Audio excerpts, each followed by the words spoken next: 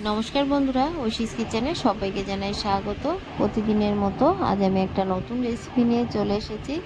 আজ আমি বানাবো হাঁসের মাংস। অল্প সময়ে আপনারা যদি এইভাবে হাঁসের মাংস বানান, দেখবেন এটা খেতে হবে সেরা সেরা। প্রথমেই দেখুন, গ্যাসে কড়া বসিয়ে দিয়ে আমি সরষের তেল দিয়েছি। তেলটা গরম করে নেব। তেলটা গরম হয়ে গেলে আমি দিয়ে দেব অল্প একটু হলুদ গুঁড়ো। এরপর আগে থেকে কেটে রাখা আলুগুলো দিয়ে দেব।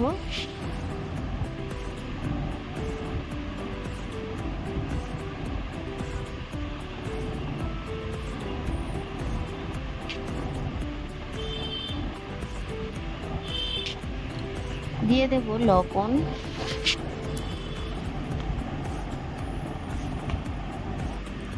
আরও একটু হলুদ গুঁড়ো আমি দিয়ে দিলাম। দিয়ে খুব ভালো করে নেড়ে এই আলুগুলোকে সুন্দর করে ভেজে নেব।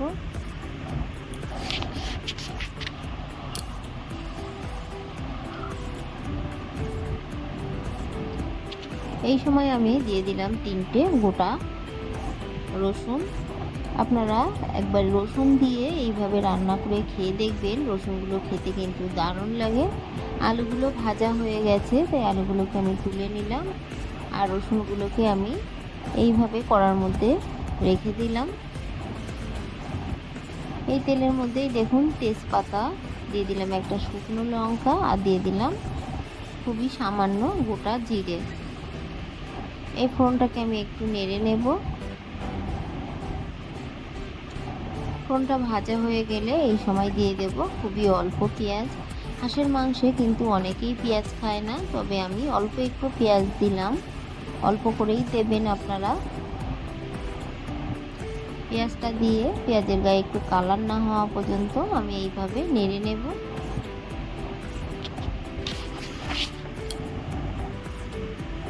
দেখুন, পেঁয়াজটা একটু ভেজে নিয়েছি। তারপর এখানে একটা মশলা দিয়ে দিচ্ছি। এখানে আছে আদা, রসুন, কাঁচা লঙ্কা, শুকনো লঙ্কা, আর আছে গোলমরিচ। আমি মিক্সার জার ধোয়া জলও একটু দিয়ে দিলাম। খুব ভালো করে এই মশলাটাকে আমি প্রথমেই নেড়ে নেব। শুকনো লঙ্কার গুঁড়ো ব্যবহার না করে আপনারা যদি গোটা শুকনো লঙ্কা বেটে দেন, তাহলে দেখবেন রান্নার স্বাদ দ্বিগুণ হয়ে যায়। এই সময় আমি দিয়ে দিলাম একটু ধনে গুঁড়ো আর দিয়ে দিলাম চুই ঝাল। হাঁসের মাংস রান্না করলে অবশ্যই একটু চুই ঝাল দেবেন। এই চুই ঝাল দিয়ে হাঁসের মাংসর স্বাদ আপনারা না খেলে বুঝবেন না। দিয়ে দিলাম ধনে গুঁড়ো, দিয়ে দিলাম জিরে গুঁড়ো, দিয়ে দিলাম হলুদ গুঁড়ো। সমস্ত মশলা দিয়ে খুব ভালো করে আমি নেড়ে নেব।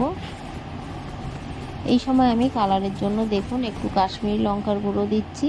এটা দিলে কিন্তু ঝাল হবে না, কালারের জন্য দিলাম। দিয়ে খুব ভালো করে আমি নেড়ে নেব। দিয়ে দেব লবণ,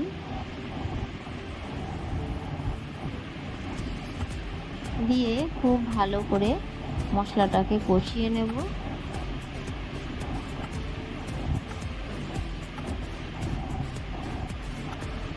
মশলাটাকে খুব ভালো করে কষিয়ে নিয়েছি। মশলা দিয়ে তেল বেরিয়ে গেছে। এই সময় আমি হাঁসের মাংস দিয়ে দেব।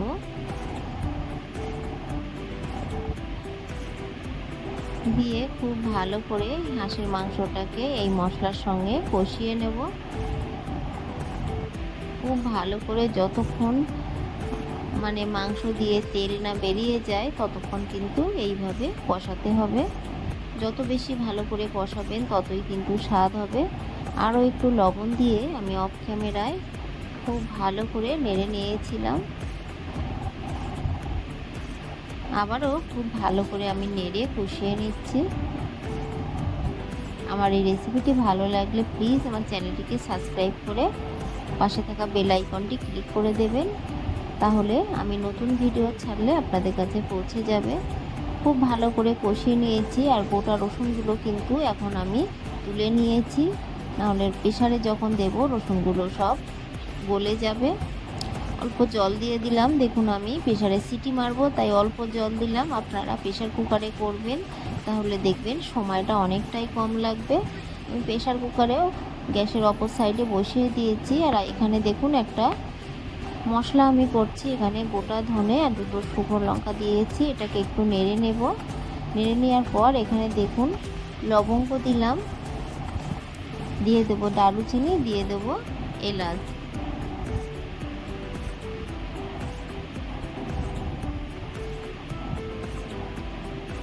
আটটা 10টা এলাচ আমি দিলাম। এই মশলাটা সবটা কিন্তু এই রান্নার মধ্যে দেব না, কিছুটা দেব আর কিছুটা রেখে দেব। কয়েক মিনিট এইভাবে নেড়ে নেওয়ার পর যখন গোটা ধনেটা একটু ভাজা ভাজা হয়ে যাবে, সব মশলাগুলো একটু ভাজা ভাজা হয়ে যাবে, তখন দিয়ে দেব গোটা জিরে। কারণ জিরেটা ভাজতে কিন্তু খুব বেশি সময় লাগে না, তাই জিরেটা আমি সব শেষেই দিলাম। জিরে দিয়ে আমি আবারও কয়েক মিনিট নেড়ে নেব, মশলাটা তখন সবগুলোই একই সঙ্গে ভাজা হয়ে যাবে।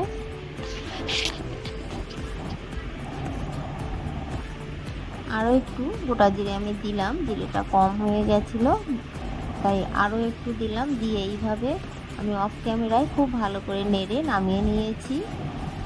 এদিকে দেখুন প্রেসার কুকারে সিটি উঠে গেছে। এইভাবে আমি 4টে সিটি প্রথমে মেরে নিলাম।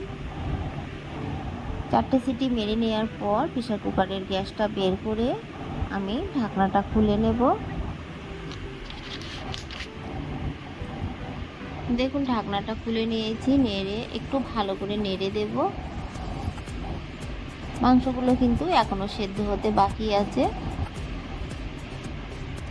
4টে সিটি মারার পর দেখুন ভেজে রাখা আলু আর কষিয়ে নেওয়া রসুন একই সঙ্গে দিয়ে দিলাম। দিয়ে আমি আবারও 3টে সিটি মেরে নেব। 3টে সিটি মারলে কিন্তু মাংসটাও খুব ভালোভাবে সেদ্ধ হয়ে যাবে আর আলুগুলোও সেদ্ধ হয়ে যাবে। আপনারা এইভাবে একবার হলেও প্রেসার কুকারে বানাবেন, দেখবেন মাংসগুলো খুব সুন্দর অল্প সময়ে সেদ্ধ হয়ে যায়। দেখুন আরও 3টে সিটি মেরে নিয়েছি, সবগুলো সেদ্ধ হয়ে গেছে। এগুলোকে আমি এবার কড়াই নামিয়ে নিলাম।